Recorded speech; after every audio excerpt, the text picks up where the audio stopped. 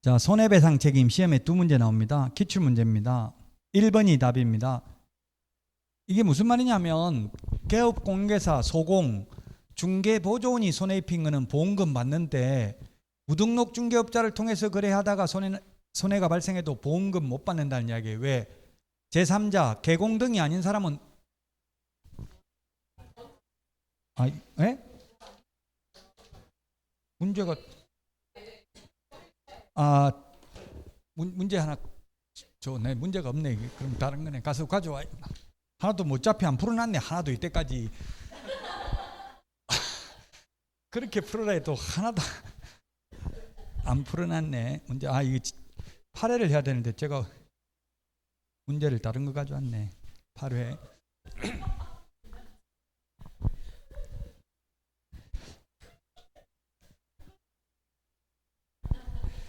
어차피 하나도 안 풀어놨는데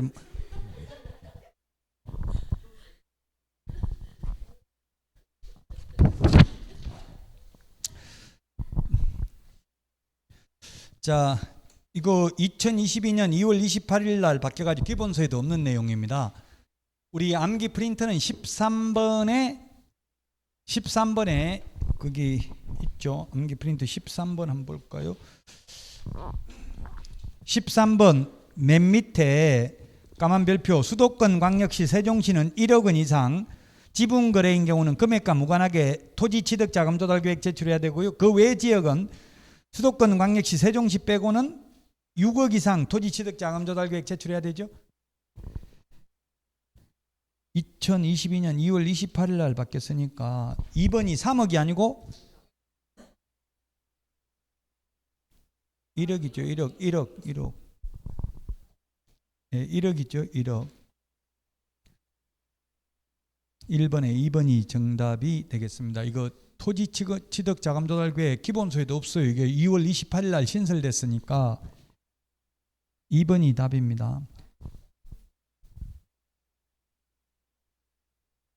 한 문제 풀었는데 한 문제 맞았다. 100점이네. 100점. 1번에 2번입니다. 뒤에 해설이 있어요. 뒤에 맨 뒤에 보면 해설. 나중에 해설 보고 해설 보면 또 금세 잊어먹어요. 그 법조문을 자꾸 찾아보도록 노력해야 돼. 법제처 국가법령정보에 가면 법조문 찾아볼 수 있습니다. 그 법조문을 찾아보는 게 좋아요. 그러니까 막 헤매고 어디 몇 조에 있는지 찾고 이러다 보면 시간이 오래 걸리고 그럼 기억이 오래 남는다고. 이거 가지고 시간을 많이 투자하면. 2번은 농지법 옳은 것입니다. 농지법 옳은 것. 기역, 니은, 디귿 세 개입니다. 옳은 것. 이게 최근에 그 광명시형 신도시 LH 직원 투기 사건 때문에 신설된 내용입니다. 이제 농업진흥지역 안에서는 주말 체험을 하기 위해서 취득할 수 없습니다. 그 다음에 니은 농지 불법 매매, 불법 임대차 중개, 광고 금지항 위반하면 3년 이하의 징역이나 3천만 원 이하의 벌금입니다. 물론 니은이 시험에 나올 확률은 좀 희박합니다. 이게 농지법 벌칙까지는 시험에 잘 안 나오죠. 공인중개사법은 잘 나오는데요. 최근에 바뀐 내용들이니까 보시고요. 디귿, 그 집 부정한 방법으로 농지 취득자익증명을 받았다면 원래는 농지 처분 의무기간 1년 줘야 되죠. 근데 처음부터 부정한 방법으로 농지 취득한 사람은 처분 의무기간 1년 줄 필요 없고 곧바로 6개월 이내 처분을 명할 수 있습니다. 왜? 광명시형 신도시 LH 직원 처분 의무기간 1년 주고 또 6개월 안에 처분 안 하면 1년 6개월이잖아요. 그러면 그 수용 보상금 다 받고 끝이라고. 그 1년 6개월 지나면 수용 지금 될 건데 신도시 만들 건데 그래서 그 투기한 사람 LH 직원 투기한 거 처벌하려고 빨리 처분하게 만들려고 하다 보니까 이런 게 만들었다고. 이제 앞으로 투기 못하게 이게 바뀌었다고. 이 내용이 아니 이 내용이 바뀌냐고. 바뀌는데 이 내용 바뀐 게 아니고 8월 16일 날 바뀐 거는 그걸 텐데 농지 취득자익증명 발급 7일 그거 같은 거 이 내용은 바뀐 거 아닐 텐데. 이게 바뀐 게 아니고 그 농지심의위원회 뭐 심의 받는 절차 이런 거 바뀐 거예요. 이거 바뀐 건 아니고. 네, 바뀌었는데 그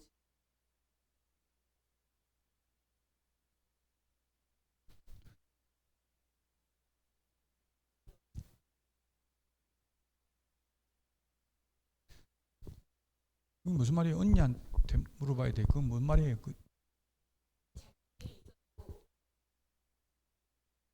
어떤 경우에? 어떤 경우인데 뭐 하면? 그 심의 탈락되면 아예 농지취득자금을 안 내주죠. 농지취득자금은 심의 대상인 경우는 14일 이내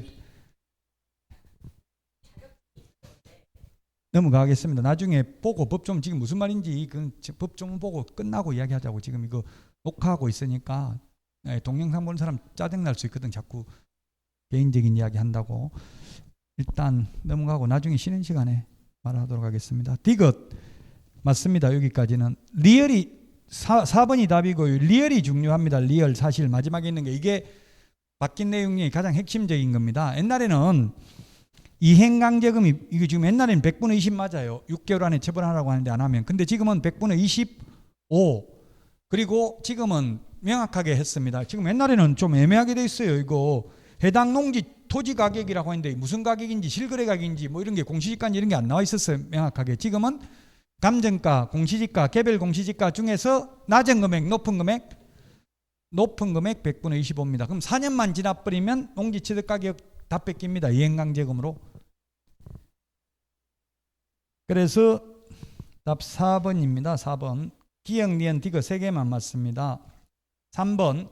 분묘기지권입니다. 분묘기지권. 분묘기지권 관련해서 옳은 것은 했는데 답은 4번이죠. 사성이 조성되어 있다 하여 사성까지 반드시 미치는 것은 아니다. 미칠 수도 있고 안 미칠 수도 있다.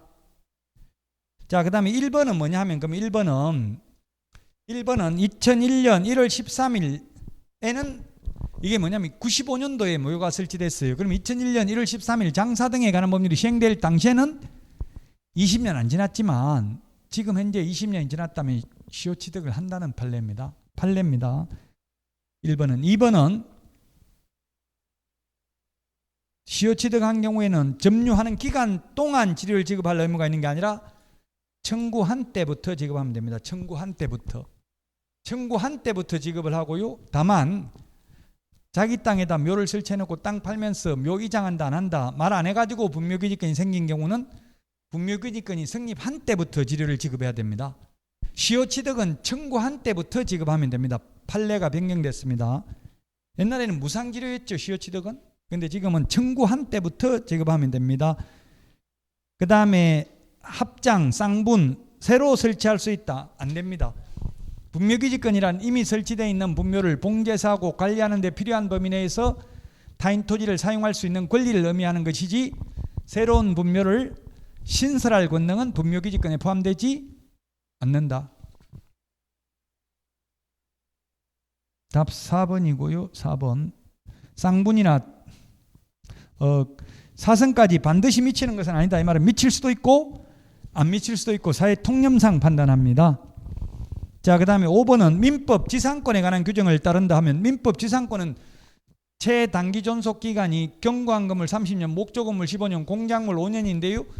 분묘는 어디에 해당되어 있어요? 특수공작물입니다. 그럼 5년입니다. 5년. 민법 지상권의 법리를 따른다면. 근데 민법 지상권의 최단기 존속 기간의 법리를 따르는 게 아니라 영구무한히 존속된다. 분묘를 봉제사하고 관리하는 한 영원히 존속된다는 게 판례입니다. 4번 문제 이런 게 좀 어렵죠? 4번 문제 답은 2번이죠? 디귿 리얼. 지금 뭡니까? 이거 전부 다 유사명 전부 다 1년 이하의 징역이나 1,000만 원 이하의 벌금에 다 해당되는 건 아니네. 답은 디귿 리얼 두 개입니다. 양도되어 그 다음에 개공 아닌 자가 강구한 경우 1년 이하의 징역이나 1,000만 원 이하의 벌금이고 포상금 지급 대상입니다. 답 2번. 요거는 여러분들이 공부해야 돼. 이거 암기를 해야 될 부분이라고요. 포상금 지급 대상은 암기 프린트 28번에 있고요.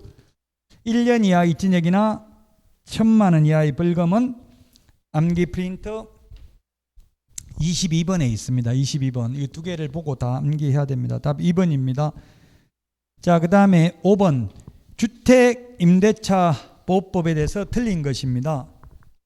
답은 4번입니다. 경미한 과실이 아니고 중대한 과실입니다. 암기 프린트 54번에 있습니다. 암기 프린트 54번. 암기 프린트 54번에 동그라미 5번. 54번에 동그라미 5번. 중대한 과실 밑줄 쳐놨죠? 경미한 과실 X입니다. 중대한 과실이라는 표현을 쓰는 게 4번 나옵니다. 우리 시험 범위에 들어가는 것 중에 뭐냐면 첫 번째 민법. 착오로 법률행위 취소하는 경우 표의자에게 중대한 과실이 있는 경우 취소할 수 없다. 주택임대차보호법에서 임차인이 중대한 과실로 파손하면 계약갱신 요구 거절할 수 있다. 상가도 상가임대차 거절할 수 있다. 상가 권리금 회수기에도 보장해주지 아니할 수 있다. 4번 나옵니다. 중대한 과실.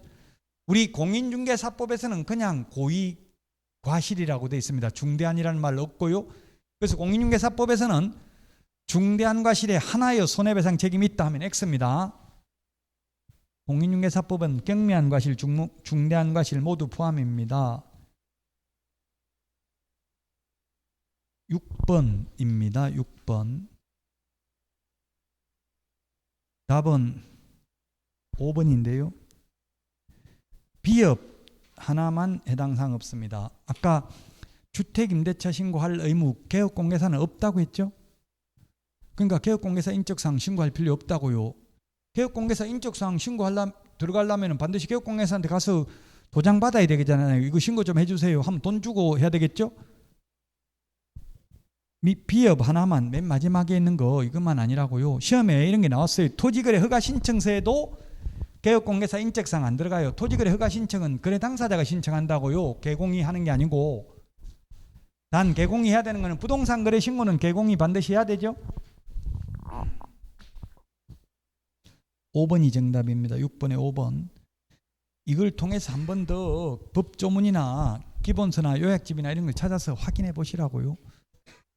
6번의 답 5번입니다. 개업공개사 인적사항은 주택임대차 신고할 때는 들어가지 않습니다. 해제 신고할 때도 안 들어갑니다. 부동산 거래 신고할 때는 들어가야 되죠. 부동산 거래 신고는 해야 되니까 중개거래일 경우에는 반드시. 7번.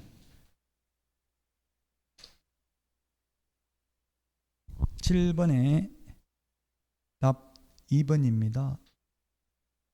니은, 디귿. 포상금 지급 대상이면서 자진신고에도 과태료 면제 감경받을 수 없는 것. 요거 전부 다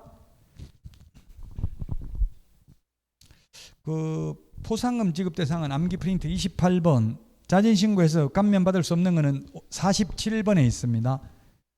니은입니다. 계약 체결하지 아니하였음에도 불구하고 거짓으로 신고한 경우. 디귿, 해제 등이 되지 아니하였음에도 불구하고 거짓으로 해제 신고한 경우는 포상금 지급 대상이면서 또한 감경받을 수 없는 것입니다. 암기 프린터 28번하고 47번 두 개 봐야 풀 수 있습니다. 답 2번이고요. 8번은 우리 암기 프린터 32번에 있습니다. 암기 프린터 32번. 암기 프린터 32번에 있습니다. 답은 5번이죠? 5번. 32번에 보니까 주거지역은 얼마입니까? 주거지역은 60 초과하는 경우. 주거지역은 60. 그 다음에 상업지역, 공업지역은 150. 녹지지역은 200. 건축법상 대지분할 최소면적입니다. 이게. 건축법상 대지분할 최소면적으로 바뀌었다고요? 5번이 답입니다. 암기 프린트 32번에 있으니까 요거 중요합니다. 2022년 2월 28일부터 시행된다고 돼 있잖아요. 그 문제 뒤에 있습니다. 요 기본서에 있는 내용하고 다를 수도 있어요. 그래서 중요하다고 개정된 거기 때문에 2월 28일 날. 자, 그 다음에 9번입니다. 9번. 틀린 것은 답은 5번이네요. 주택법이 아니고 뭐라고 했어요? 주택 임대차 보호법이라고 했죠. 주택임대차보호법. 자, 그 다음에 10번 기출문제입니다. 옳은 것은 했는데 갑소유의 X주택에 대하여 임차인 어른 주택의 인도를 받고 2019년 6월 3일 10시에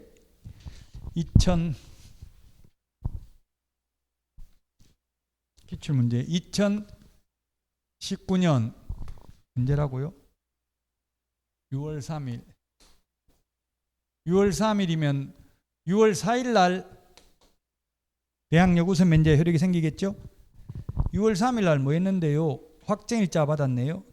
인도를 받고, 그럼 인도는 언제 받았다는 말이 없지만 해석상 이거는 뭐겠어요? 인도를 받고 그 전날 했는지 뭐 그날 했는지는 없는데요. 주민등록을 마쳤다. 그런데 갑의 채권자 병이 같은 날 4시에 병은 6월 3일 4시 그러니까 6월 3일 4시니까 내 시각은 상관없어요. 이거는 6월 3일 날 우선 면제 효력이 생기고요. 그 다음에 다른 채권자 정은 다음 날 4시 X주택에 대해서 건재당을 설정했다. 정은 6월 4일 날 설정했으니까 6월 4일이고요. 요거는 주택은 6월 4일 오전 0시죠. 다음 날 오전 0시에 이게 그 해석상 이사를 그 전날 했다는 말은 없잖아요. 같은 날 다 했다고 봐야 되겠죠. 해석상. 기출문제인데 이게. 자, 그러면 1번 정의 건재당권을 실행하여 X주택이 경매로 매각된 경우 어른 매수인에 대하여 대항할 수 있다. 임차권으로 대항 못합니다. 말소 기준권리보다 선순위인 최선순위 임차권은 대항력을 주장할 수 있는데 최선순위가 뭐예요? 지금 병이 6월 3일이고 임차권은 6월 4일이기 때문에 대항할 수 없죠. 자기보다 후순위 저당권자가 경매 실행해도 소멸됩니다. 임차권은. 그래서 틀렸고요. 기출문제인데 기출문제가 이렇게 좀 어려워요. 사례 중심으로 나오니까. 2번 병 또는 정 누구든 저당권 실행하여 X주택이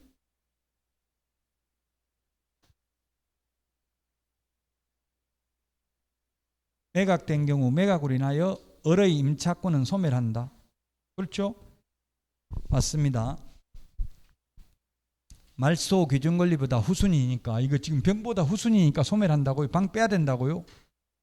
후순위가 했다 하더라도 후순위가 경매 실행했다 하더라도 맞습니다. 3번 을은 X주택의 경매 시 법원에 배당 요구를 하면 병과 정보다 우선하여 병보다는 우선 못하죠?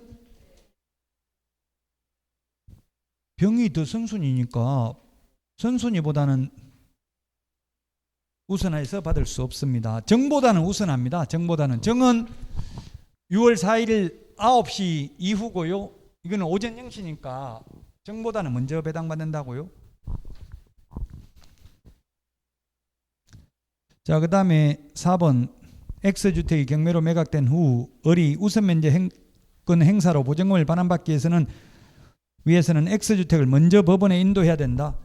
먼저 법원에 인도하는 게 아니라 누구한테? 매수인에게, 경락인 낙찰자에게 배당받을 때 인수하면 됩니다. 경매 신청할 때 인도하는 게 아니고요. 법원에 인도하는 건 아니라고, 법원에다 주는 게 아니라고, 매수인 낙찰자, 매수인에게 원래는 이게 이론적으로는 동시행인데 현실적으로는 명도 확인서를 가져가야 배당금을 줘요. 누구한테 명도해야 된다고요? 매수인, 낙찰자, 경락인 같은 말입니다. 매수인인다. 법조문상은 매수인인데 매수인이라고 하면 일반 매매에서 매수인지 경매에서 매수인지 헷갈리니까 그냥 경락인, 낙찰자 이런 말도 씁니다. 법원에 인도해야 한다. X입니다. 매수인에게, 낙찰자에게.